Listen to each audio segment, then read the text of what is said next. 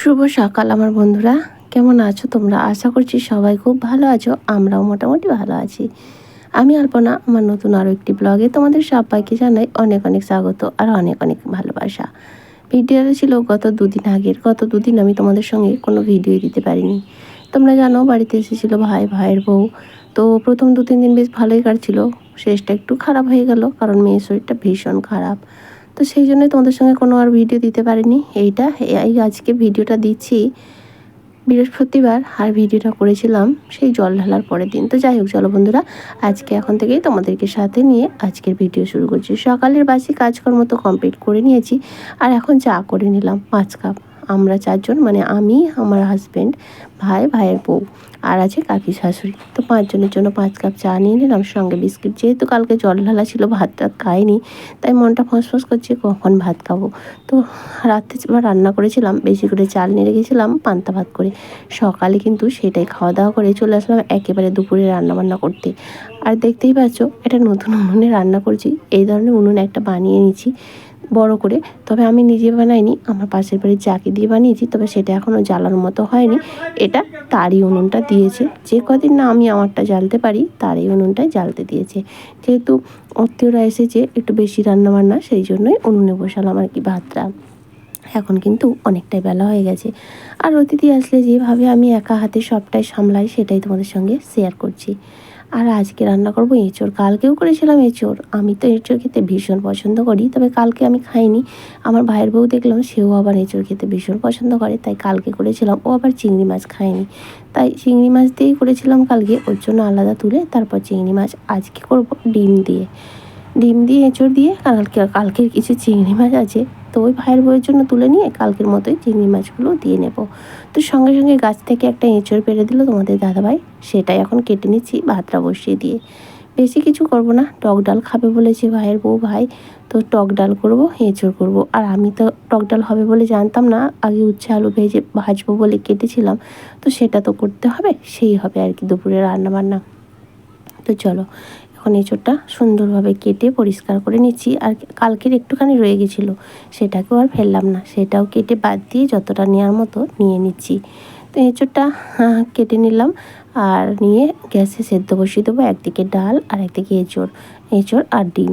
তাহলে কিন্তু তাড়াতাড়ি হবে। উনুনে ভাতটা হতে হতে অনেকটা সময় যাবে, ততক্ষণে আমার গ্যাসে যতটা এগোনো যায় ততটাই কিন্তু এগিয়ে নেব। আর এদিকে আমার ডালটা কিন্তু সেদ্ধ হয়ে গেছে, এঁচোড় কেটে ধুয়ে সেদ্ধ হয়ে গেছে, ডিম সেদ্ধ হয়ে গেছে। অনেকটা কাজ এগিয়ে নিয়েছি। আর এই ব্যস্ততার সময় ক্যামেরা অন করে সব কাজ করা সম্ভব হয় না। সেই কারণে বিশেষ করে একা হাতে হলে, যদি আরও 2-5 জন থাকে সংসারে, সেক্ষেত্রে অসুবিধা হয় না, তাই না? যাই হোক, চলো এখন ডালটা ফোড়ন দিয়ে নেব। তাই লঙ্কা 5 ফোড়ন দিলাম, যেহেতু টক ডাল করব, তার জন্য পেঁয়াজ তো কিছুই দেবো না। আর সেদ্ধর সময় আমি হলুদ দিই না, হলুদটা পরেই দিয়েছি। তবে ডালের সঙ্গে কিন্তু আমকে প্রেসার কুকারে দিয়েছিলাম, সেদ্ধ হয়ে গেছে। আর টক ডালটা খেতে নাকি সেই সুন্দর হয়েছিল, ভাইয়ের বউ বলছে। তবে আমি কিন্তু খাইনি। যাই হোক, এদিকে আমার ডালটা রেডি হয়ে গেছে। চলো ডালটা নামিয়ে নিই, ততক্ষণে কিন্তু আমার ভাতটাও কমপ্লিট হয়ে গেছে। এবার বাকি এঁচোড় রান্নাটা উনুনেই করে নেব। আর এদিকে তারপরে ভাতটা কিন্তু আমি উনুনে হয়ে গেছে, নামিয়ে নিয়েছি। এখন কিন্তু উচ্ছে আলু ভাজাটাও করে নিচ্ছি। ডালটাও হয়ে গেছে, আর এঁচোড় ডিম সমস্তটাই সেদ্ধ হয়ে গেছে, শুধু মশলা দিয়ে কষিয়ে নিলেই হয়ে যাবে। আর এদিকে দেখো, আমার রান্না প্রায় শেষের পথে। এঁচোড়টা এখন ভালো করে কষিয়ে নিচ্ছি, মানে মাংসর মতো করেই কিন্তু রান্না করে নিচ্ছি। আলুগুলোকে আগে ভেজে নিয়েছিলাম, তারপরে সমস্ত মশলা কষিয়ে এঁচোড়গুলো দিয়েছি, আর তারপর আলু দিয়ে একসঙ্গে মাংসের মতো করে কষিয়ে নিচ্ছি। আর এরপর জল দিয়ে দেবো, তারপর ফুটে উঠলে সেদ্ধ করা ডিমটাও ভেজে রেখেছি, সেটা দিয়ে নেব। আর তারপরে আলাদা করে তুলে নিয়ে চিংড়ি মাছগুলো দেবো। তো আমার রান্নাবান্না কমপ্লিট। আজকের মেনু যে ওটা দেখালাম, ভাইয়ের জন্য আলাদা করে তোলা হয়েছে। আর এটা আমাদের চিংড়ি মাছ, ডিম, এঁচোড় সব কিছু দিয়ে। এখানে রয়েছে উচ্ছে আলু ভাজা, আর এখানে রয়েছে টক ডাল। তো এই হলো আজকে দুপুরের মেনু। চলো, কাল থেকে যেহেতু ভাত খাইনি, মনটা চাইছে কখন একবার ভাত খাই। তো ওই যে মায়ের পুজোর সময় পাতা আনা হয়েছিল, কয়েকটা বেশি ছিল, তাই ভাবলাম আজকে পাতাতেই খেয়ে নিই। তাই সমস্তটাই ধরে নিয়ে চলে এসেছি, আর এখন পাতায় করে ভাত খাওয়া হবে। কিন্তু বীভৎস গরম পড়েছে জানো তো, প্রচণ্ড গরম। এই জল ঢালার দিন থেকে কিন্তু গরমটা বেশিই হয়। প্রত্যেকটা বছর জল ঢালার দিন কিন্তু ভীষণ গরম থাকে। তবে তার কয়েকদিন আগে পর্যন্ত বেশ ঠান্ডা ওয়েদার ছিল।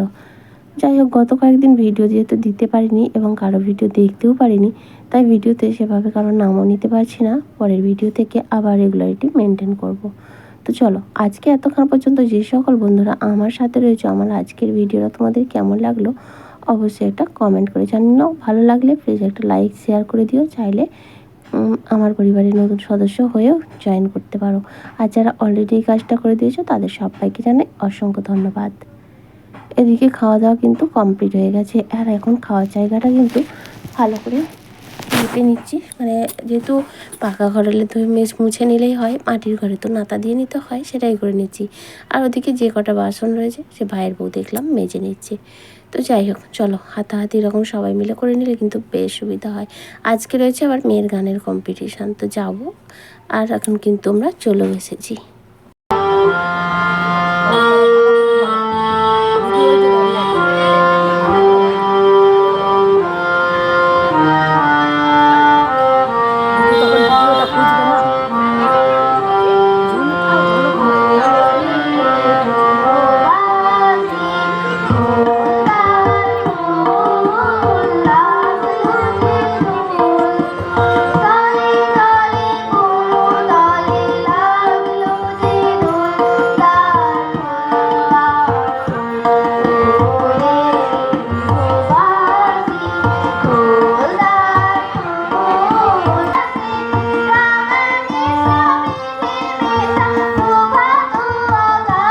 বিকেলে সমস্ত কাজ কমপ্লিট করে আমরা চলে এসেছিলাম।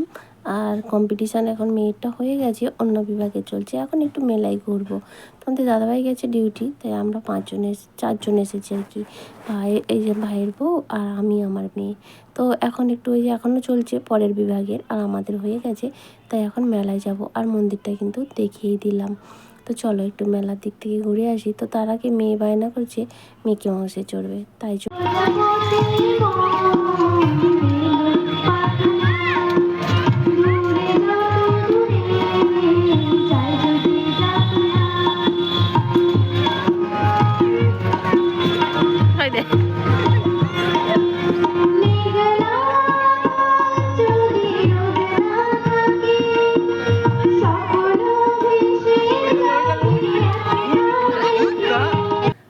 তারপরে চলে এসেছি একটু মেলার দিকে। আর মেলার মধ্যে ঢুকে দেখলাম বীভৎস গরম, কারণ মেলায় প্রচুর ভিড়।